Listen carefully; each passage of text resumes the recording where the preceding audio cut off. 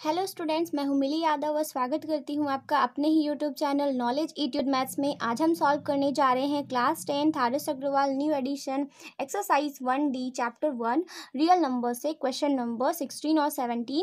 और video start करने से पहले आप सभी वीडियो को लाइक ज़रूर कर दीजिएगा और चैनल को सब्सक्राइब भी कर लीजिए और बेल आइकन को प्रेस करना मत भूलिएगा, क्योंकि अगर आप बेल आइकन को प्रेस करते हैं तो आपको आने वाली हर एक वीडियो का नोटिफिकेशन सबसे पहले टाइम टू टाइम मिलेगा।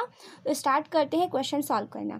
क्वेश्चन 16 में कह रहा है give an example of two irrationals whose sum is rational and give an example of two irrationals whose product is rational.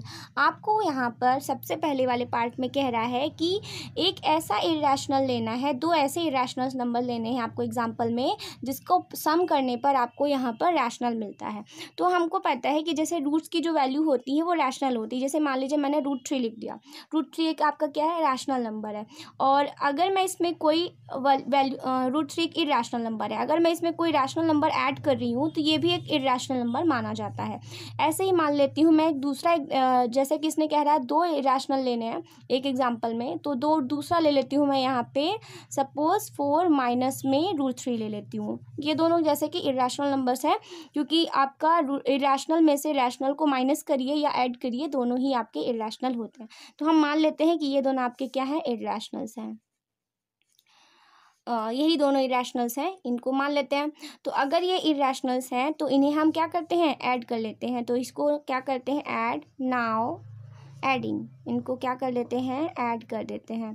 तो जब हम इन्हें ऐड करेंगे तो जैसा कि √3 है +2 एंड यहाँ पे +4 माइनस में √3 है, इन्हें ऐड करेंगे तो √3 से √3 कैंसिल हो जाएगा, 4 + 2 6 आ जाएगा। और 6 डिवाइड बाय 1 करेंगे तो ये आपका क्या हो जाएगा, एक रैशनल नंबर हो जाएगा।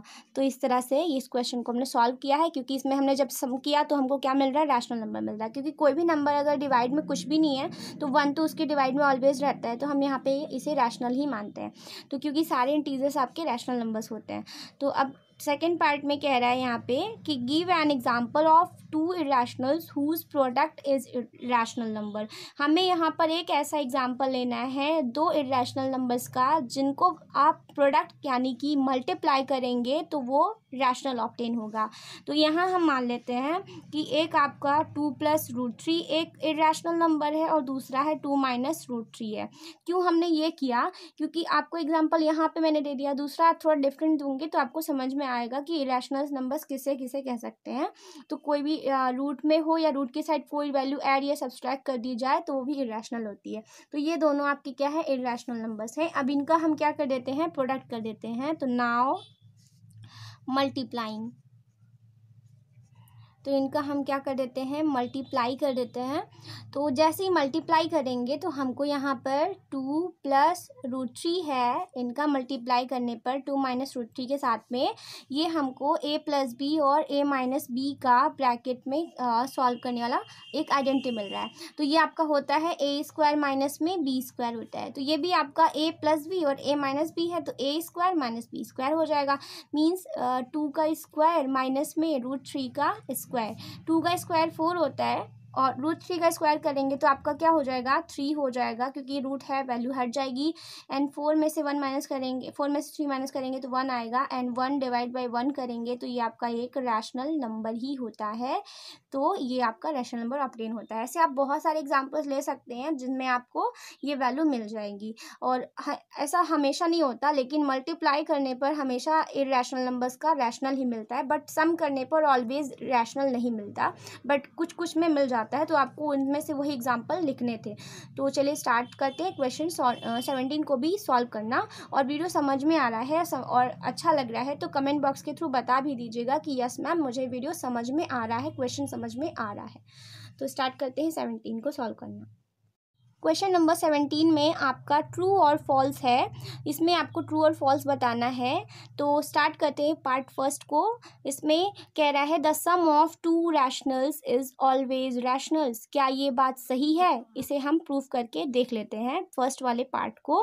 तो कह रहा है कि दो रैशनल्स का जो सम होता है वो हमेशा रैशनल होता है। तो आपका जैसे मान लीजिए मैं कह रही हूँ 2 और 2 बाई मान लीजिए 3 कर दिया, और मैंने कर दिया यहाँ पे 5 2/3 कर दिया। इनका मैं अगर सम करती हूँ तो इनका जो एलसीएम होगा वो 3 होगा एंड 2 + 5 = 7 डिवाइड बाई 3। ये तो आपका रैशनल नंबर आ गया, यानी दो रैशनल्स को ऐड किया तो रैशनल मिल रहा है। ऐसे आप किसी भी दो नंबर्स को ले लीजिए जो इंटीजर्स हो, जैसे मान लीजिए 2 और 1 को ऐड करना है, क्योंकि 2 के डिवाइड में भी 1 है, 1 के डिवाइड में भी 1 है, इनको ऐड करेंगे तो 3 आएगा और 3 डिवाइड 1 भी एक क्या है, रैशनल नंबर है। इसका मतलब है कि दो रैशनल्स को जब भी सम करते हैं तो ऑलवेज रैशनल आता है और ये हमारा ट्रू स्टेटमेंट है। फिर अगला कह रहा है the product of two rationals is always rationals. तो हम इनका प्रोडक्ट भी कर देते हैं, यानी मल्टीप्लाई भी कर लेते हैं। तो चलिए इन्हीं नंबर्स का मल्टीप्लाई कर देती हूँ मैं। 2/3 इंटू 5/3 मल्टीप्लाई कर दिया, 5 × 2 = 10, 3 × 3 = 9। 10/9 जो है आपका एक रैशनल नंबर है। ऐसे मैं आप मान लीजिए 2 × 1 करती हूँ तो मुझे 2 ऑब्टेन होता है, जो कि डिवाइड में 1 करूँगी तो ये भी एक रैशनल नंबर है। तो इसका मतलब है कि रैशनल नंबर का चाहे मैं यहाँ पे सम करूँ या प्रोडक्ट करती हूँ, मुझे हमेशा रैशनल ही मिलता है। ये ट्रू स्टेटमेंट है, तो इसे आप ट्रू लिखेंगे। ये भी आपका क्या है, ट्रू है। फिर कह रहा है the sum of two irrationals is always an irrationals. क्या ये हमारा सही है या गलत है? देख लेते हैं कि दो इर्रेशनल्स का सम करने पर क्या हमेशा इर्रेशनल मिलता है। तो अभी मैंने आपको दिखाया था सॉल्व करके कि इर्रेशनल नंबर्स थे आपके दो, जैसे कि एक था आपका √3 + 2 था और दूसरा आपका था 4 माइनस में √3 था। दोनों ही आपके इर्रेशनल नंबर्स थे। इनका जब मैंने सम किया तो मुझे यहाँ से 6 मिल रहा है, जो कि एक रैशनल नंबर है। तो ये बात हमेशा प्रूफ नहीं होती कि इर्रेशनल नंबर्स के अगर हम सम करेंगे तो हमें इर्रेशनल ही मिलता है। हमें वो रैशनल भी मिल सकता है और इर्रेशनल भी मिल सकता है, क्योंकि जैसे अगर √3 + √3 को ऐड करेंगे तो 2√3 मिल रहा है, तो ये तो आपका इर्रेशनल है। लेकिन वहीं पे मैंने यहाँ इन्हें ऐड किया तो रैशनल मिल रहा है, यानी ये स्टेटमेंट ऑलवेज के लिए पॉसिबल नहीं है, इसीलिए ये आपका क्या हो जाएगा, दिस इज फॉल्स स्टेटमेंट। फिर अगला कह रहा है the product of two irrationals is always irrational. यानी यहाँ पर कह रहा है कि इर्रेशनल नंबर्स का जो मल्टीप्लाई होता है क्या वो हमेशा इर्रेशनल होता है? ये तो एकदम रॉन्ग है, क्योंकि ये हमेशा रैशनल ही आता है। जैसे अगर मान लीजिए हमेशा तो नहीं, लेकिन मोस्टली आपका रैशनल ही आता है। जैसे मान लीजिए मैंने √3 का √3 से मल्टीप्लाई किया तो 3 आ रहा है। ऐसे मान लीजिए मैंने 2 + √3 का और 2 माइनस √3 के साथ मल्टीप्लाई किया, तो ये a + b a - b से ओपन करेंगे तो a² मीन्स 2² माइनस में √3 का स्क्वायर, तो 4 - 3 = 1। ये भी आपका रैशनल है और ये भी आपका क्या है, एक 3 भी रैशनल नंबर है। तो यहाँ ऑलवेज अगर इरेशनल है तो ये बात फॉल्स हो जाएगी, तो इसलिए ये आपका फॉल्स स्टेटमेंट हो गया। फिर कह रहा है the sum of a rational and an irrational is irrational.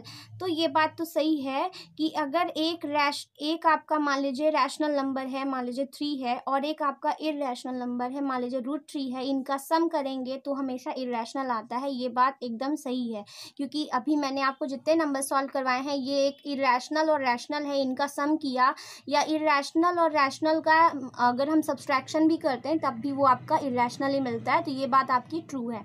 The product of a rational and an irrational is irrational. तो ये आपका जो है ये भी बात सही है। जैसे मैं मान लीजिए इसको 6 वाले को सॉल्व करके दिखाती हूँ। एक रैशनल ले लिया, मान लीजिए मैंने 3 ले लिया, और एक इरेशनल ले लिया, मान लीजिए मैंने √3 ले लिया। तो 3√3 आपका क्या है, एक इरेशनल नंबर है। या फिर मैं मान लीजिए आपके अकॉर्डिंग कोई एक ये वाला ले लेती हूँ, जैसे मैंने ले लिया √3 + 2 ले लिया, मल्टीप्लाई कर रही हूँ मैं एक रैशनल नंबर 2 से, मल्टीप्लाई करके देखती हूँ 2 का √3 से मल्टीप्लाई होगा तो 2√3 आएगा, 2 का 2 से मल्टीप्लाई होगा तो 4 आएगा। तो आप देख सकते हैं ये भी तो एक इरेशनल नंबर है, यानी ये बात भी हमेशा सत्य होती है, यानी ट्रू स्टेटमेंट है कि एक इरेशनल नंबर और एक रैशनल नंबर का जो मल्टीप्लाई होता है वो हमेशा क्या होता है, हमेशा एक इरेशनल ऑब्टेन होता है।